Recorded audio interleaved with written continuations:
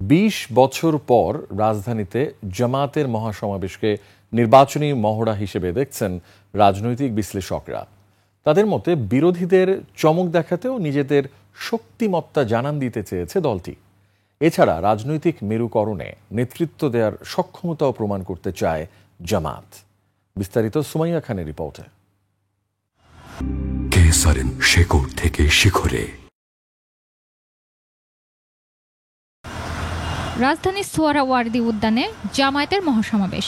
এই কর্মসূচি এমন সময় করছে দলটি যখন নানা ইস্যুতে রাজনৈতিক দলগুলোর মধ্যে দূরত্ব। জামায়াতের আমিরের বক্তব্যে সংস্কারের পক্ষে অগ্রাধিকার ছিল স্পষ্ট।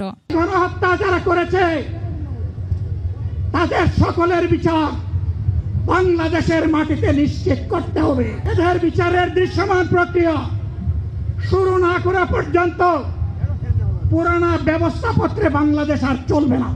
ঐক্যমত্য কমিশনে উত্থাপন হওয়া সাংবিধানিক ইস্যুগুলোতে সুনির্দিষ্ট প্রস্তাব আছে জামায়াতের। এর মধ্যে উচ্চকক্ষ ও পিআর পদ্ধতি নিয়ে অনড় অবস্থানও দেখিয়েছে দলটি।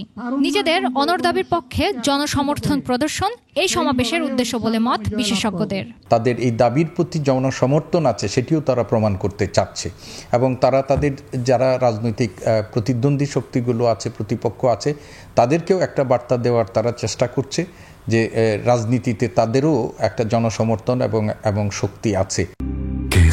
শেকড় থেকে শিখরে।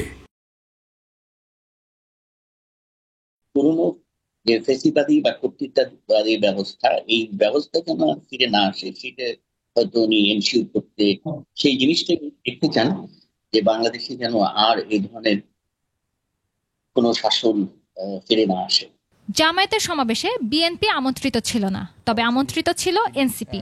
বিশেষজ্ঞরা বলছেন একটি সম্ভাব্য রাজনৈতিক বিকল্প হওয়ার বার্তাও রয়েছে জামায়াতের। আগামী নির্বাচনের আগে নতুন মেরুকরণ এবং তাতে নেতৃত্ব দেওয়ার আভাসও রয়েছে।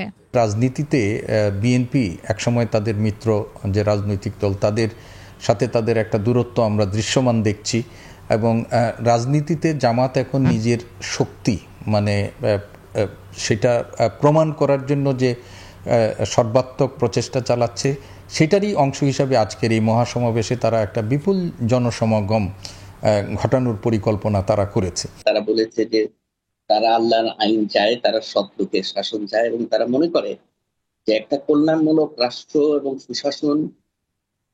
সুশাসন ভিত্তিক রাষ্ট্র করতে হলে যেটা প্রধান অন্তরায়, সে অন্তরায়টা হচ্ছে দুর্নীতি, এবং তারা সেই দুর্নীতি মুক্ত বাংলাদেশ করতে চায়। নির্বাচনের পূর্ব শর্ত জুলাই সনদ ও ঘোষণাপত্রের পূর্ব বাস্তবায়ন চেয়েছে দলটি। তবে নির্বাচনী মাঠে ঘোষণা না দিয়েও বাস্তবে প্রার্থী চূড়ান্ত রেখেছে জামায়াত। ফলে আগামীর রাজনীতিতে নির্ধারণী ক্ষমতা জামায়াতের বাড়বে, এমনটাই মত বিশেষজ্ঞদের। নির্বাচনের পূর্বেই মৌলিক সংস্কার বাস্তবায়ন করতে হবে। সুমাইয়া খান, 21 টেলিভিশন, ঢাকা।